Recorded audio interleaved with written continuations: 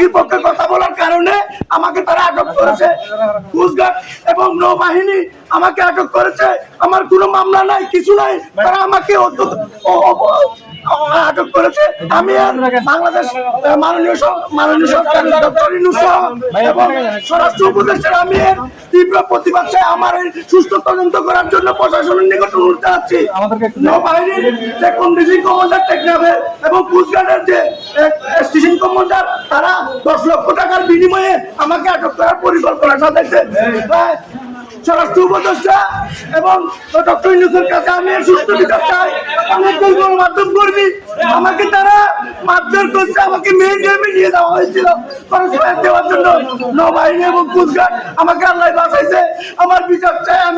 আমি কোনো কিছু করি নাই, আমি সুস্থ বিচার চাই।